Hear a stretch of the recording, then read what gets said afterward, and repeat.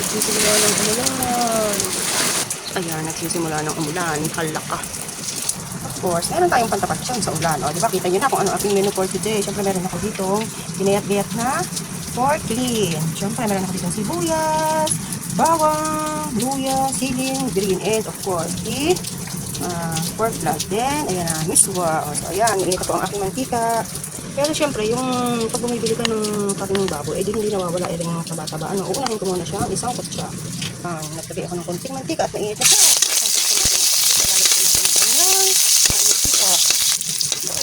Palagasin pa natin yung mantika para makuwasan ang cholesterol. So, kita nyo, nagpapod na yung mantika sa kawali. O, dagdagan pa natin ang konti. Tapos maya-maya bawasin natin. Ayan, dami na. Babawasin muna ako ng mantika.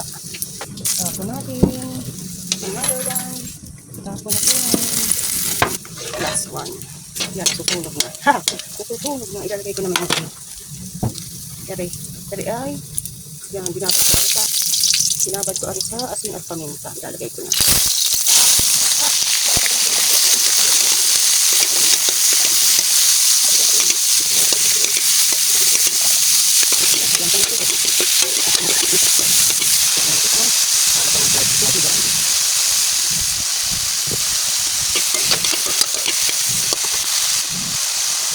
Wala yung medyo dito ng planta dito. Ito lang maliit ng titaw dito kasi dito natin ang sila para sa sila.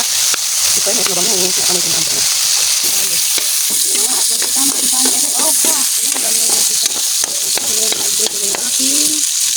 Sibuyas. Yan, lalagay ko naman ang ating sibuyas. At, yan, kasama na naman yung ano, gusto ko dito naman.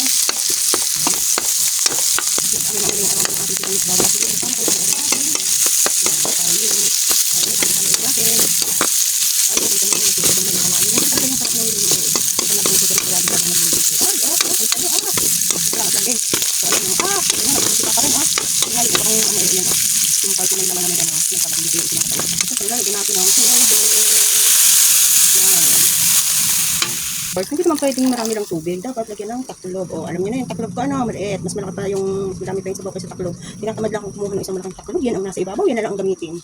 So, ayan, ating mga yan. Kaya ang kumulo at ating palalambutin. Ha, mga more or less yun. Ikalahating oras din yun para lumambot. Kaya, 10 minutes pa more.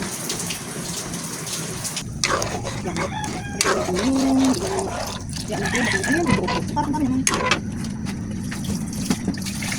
Okay na siya mag-uubro kasi natin yung ice. Then, ilagay din natin yung sili. Yes, ginayat ko ng maliliit yung sili. Kasi ay mahal po ang sili ng ano. Kaya ako ginayat ng marami. Kaya sa parang marami.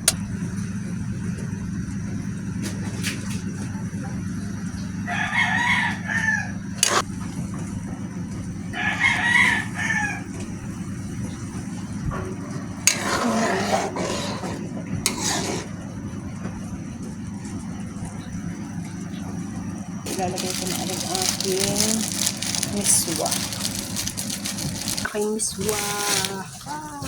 Yun lang. Tapos papatayin ko na ang apoy ko na nagluluto na yan ang pusa.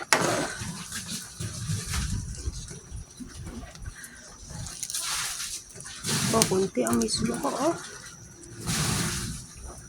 Yes, and today is may bagyong Pipito.